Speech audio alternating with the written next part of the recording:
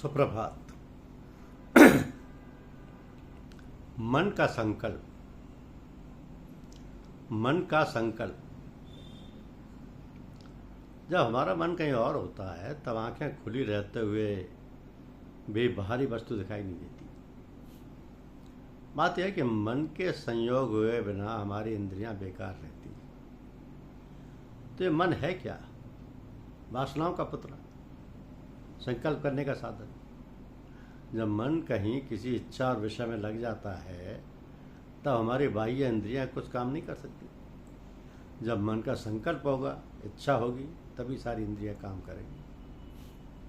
तो हमारे अंदर चेतना काम करती है। जब तक चेतना का प्रसार शरीर में रहता है सभी अंग प्रत्यंग कार्यरत रहते हैं, तथा जहाँ जहाँ से चेतना सिमट जाती है अंग काम नहीं कर पाते। चेतना भी विद्युत शक्ति की तरह सर्वव्यापक है और सर्वव्यापक सत्ता को ही हम ईश्वर परमेश्वर कहते हैं।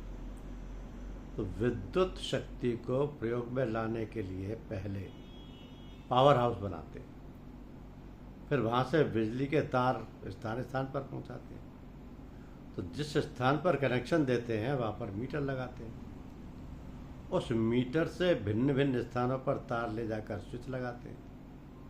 स्विच जब चाहे ऑन कर लें और जब चाहे ऑफ कर लें। तो इसी प्रकार हमारे शरीर रूपी कारखाने में मन रूपी स्विच है। अब ये मन क्या है? जड़ चेतन ही ग्रंथि पर गई, जदप मृषा छूटत इकट्ठ नहीं। हमारी चेतना की धार जहाँ जहाँ प्रवाहित होती है वहीं वहीं अंग चेत जाते हैं, जागृत हो जाते हैं, काम में लग जाते हैं। इस चेतना का संबंध मन ही के द्वारा होता है। हमारी आत्मा चेतन है, शरीर जड़ है। जैसे विद्युत प्रवाहित होने पर यदि बल्ब खराब है तो रोशनी नहीं होगी, इसी प्रकार यदि हमारे शरीर का कोई अंग खराब हो तो उससे क्या स्विच ऑन होने पर भी, मन की इच्छा का उधर ख्याल होने पर भी चेतना का प्रसार नहीं होगा और वो अंग बेकार हो जाएगा। यदि बल्ब ठीक है और स्विच ऑफ है तो भी रोशनी नहीं होगी। इसलिए असली दृष्टि हुई हमारी चेतना। हमारा शरीर एक कारखाना है, मानसिक पावर हाउस। विभिन्न प्रकार की नस नाड़ियाँ, बिजली के तार का पसारा और मन है स्विच।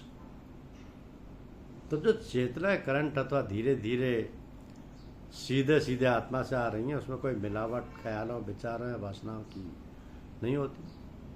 वो अंतर्दृष्टि कहलाती है, दिव्य दृष्टि कहलाती है। जैसे यदि बल्ब रंगीन है तो प्रकाश भी रंगीन होगा, जैसे बल्ब का रंग होगा वैसा ही प्रकाश भी होगा। इसी प्रकार जिस तरह की हमारी वासनाएं होंगी वैसी हमारी दृष्टि होगी। किंतु अंतर से जो दृष्टि आ रही है वो तो शुद्ध अमलिन है, अतः दिव्य है, पवित्र है। तो संसार के जो विषय काम, क्रोध, लोभ, मद और मत्सर हैं, इनका संयोग जब मन से हो जाता है तब हमारा मन, हमारे संकल्प, हमारी इच्छाएं दूषित हो जाती हैं। तो इन काम क्रोधादिकों के अलग अलग रंग होते हैं और जब हमारी चेतना की धार चलती है तब वो रंग उसमें मिलकर हमारी वासना को दूषित कर देते हैं। धन्यवाद।